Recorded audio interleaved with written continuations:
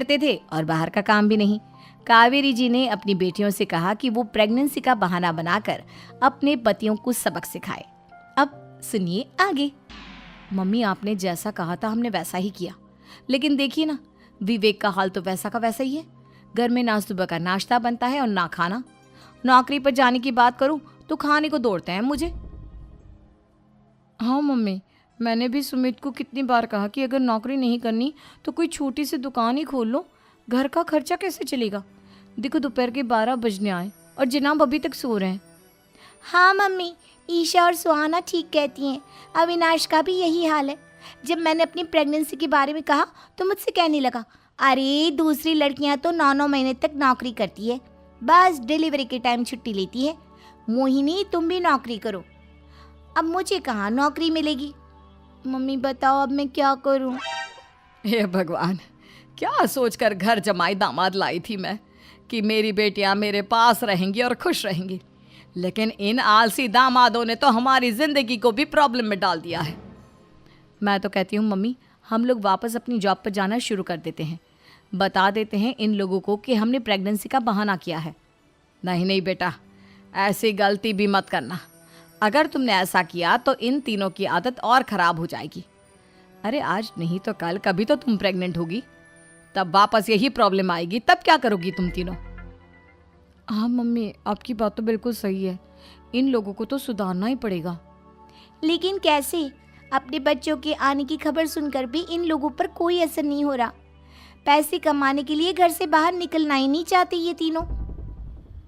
अब मेरे दिमाग में एक प्लान आया है। तुम तीनों चिंता मत करो, उन तीनों को बुलाओ, फिर मैं बात करती हूँ। थोड़ी देर बाद कावेरी जी अपने तीनों दामादों को सामने बुलाकर अपनी बात कहना शुरू करती हैं।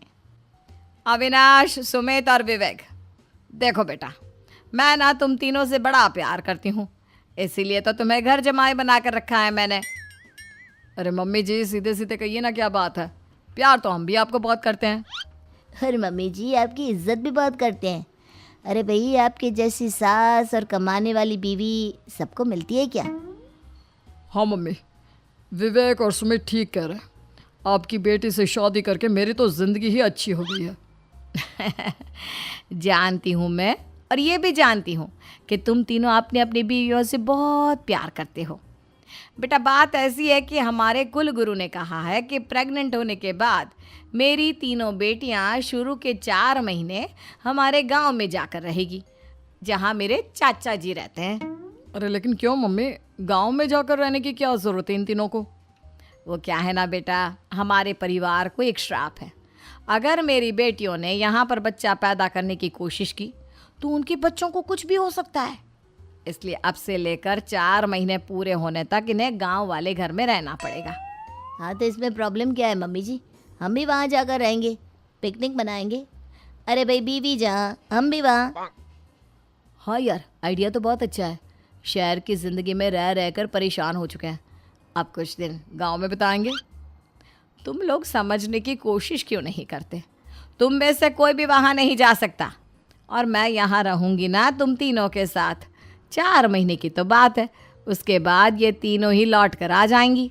ठीक है मम्मी जी, अब हमारे बच्चों का सवाल है तो ये तो करना ही पड़ेगा।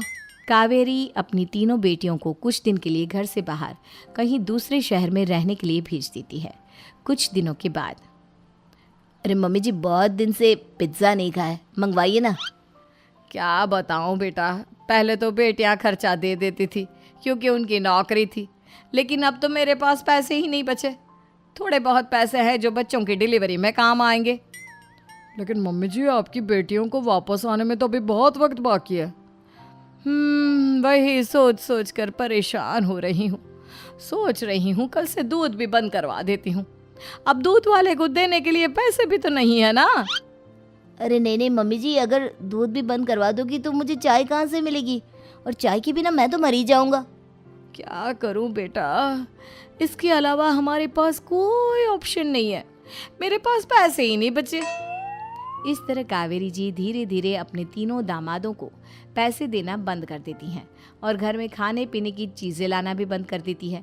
अब वो तीनों बुरी तरह से परेशान होने लगे थे और इसलिए एक दिन तीनों प्लान करके घर से बाहर निकलते हैं और बाजार में जाने के बाद, यार अच्छा खाना खाए हुए कितने दिन हो गए, पता नहीं कब अच्छा खाना मिलेगा। हमारी बीवियों के जाने के बाद तो हमारी हालत भिखारियों जैसी हो गई है यार। कुछ भी हो, मुझे तो आज पिज्ज़ा खाना ही खाना है। जेब में 1 रुपया नहीं है और पिज्ज़ा खाएगा, कहाँ से आएंगे पैसे? अरे देख वहाँ सामने बोर्ड पर क्या लिखा हुआ है, कंप्यूटर पर काम करने के लिए एक आदमी की आवश्यकता है। भाई मैं तो जा रहा हूँ, काम करूँगा और शाम तक पैसे लाकर आराम से पिज्ज़ा खाऊंगा। जा जा, तुझे कोई काम नहीं देने वाला, हम तो घर जा रहे हैं। चल भाई सुमित। सुमित और अविनाश वहाँ से चले जाते हैं और विवेक उस कंप्यूटर शॉप पर सारा दिन काम करके 5,000 रुपये कमा कर घर लौट कर आता है और अपने खाने के लिए अच्छी अच्छी चीज़ें भी लेकर आता है। ये देखकर विवेक और सुमित के दिल में भी कुछ पैसे कमाने की इच्छा जागती है। अरे सुबह सुबह कहाँ चल दी है तुम? मम्मी जी एक बहुत अच्छी जगह मिली है, कंप्यूटर पर काम करने के 5,000 मिले थे कल मुझे। अगर रोज़ काम करूँगा तो पूरे 40,000 की तनख्वाह। अरे वाह, ये तो बहुत अच्छी बात है दामाद जी, आपको जाना ही चाहिए। सुमित और अविनाश विवेक को इस तरह तरक्की करते देखकर परेशान हो जाते हैं और वो दोनों भी काम की तलाश में निकल पड़ते हैं। धीरे धीरे उन दोनों को भी काम मिल जाता है। अब कावेरी के तीनों दामाद छोटी मोटी नौकरी करके अच्छा पैसा कमाने लगे थे। एक दिन कावेरी उन्हें अपने पास बुलाती है। अरे वाह, विवेक 40,000 कमा लेता है, अविनाश 60,000 और सुमित तुम भी 40,000 के आसपास कमा ही लेते हो। कुल मिलाकर तुम अच्छे खासे पैसे कमा रहे हो बेटा। हाँ मम्मी जी, बहुत मज़ा आता है जब महीने के एंड में मोटी रकम हाथ में आती है। पूछिए मत मम्मी जी, घर में रहकर रोटी बना बना कर और तो जैसा महसूस होने लगा था मुझे तो। हाँ बेटा, तुम तीनों की बात तो बिल्कुल ठीक है। और जानते हो, अब तुम तीनों की पत्नियां भी वापस लौट कर आने वाली है। लेकिन मम्मी जी अभी तो उन्हें गए सिर्फ 2 महीने हुए हैं, आपने तो कहा था वो 4 महीने के बाद लौट कर आएंगी। ऐसा कुछ नहीं है बेटा, मैं सिर्फ तुम तीनों को सबक सिखाना चाहती थी कि आदमी घर में बैठकर बीवी की कमाई खाता हुआ अच्छा नहीं लगता। इस दुनिया में हर इंसान को मेहनत करनी चाहिए, काम करना चाहिए, चाहे वो औरत हो या आदमी, ताकि अपने परिवार को संभाल सके। कावेरी की बात सुनकर उन तीनों को अपनी गलती का एहसास होता है और कावेरी उन्हें सच बता देती है कि ईशा, सुहाना और मोहिनी शहर में ही कहीं दूसरी जगह रह रहे थे। शाम के वक्त उन तीनों की पत्नियां लौट कर आ जाती है और कावेरी जी का परिवार एक खुशहाल परिवार की तरह रहने लगता है।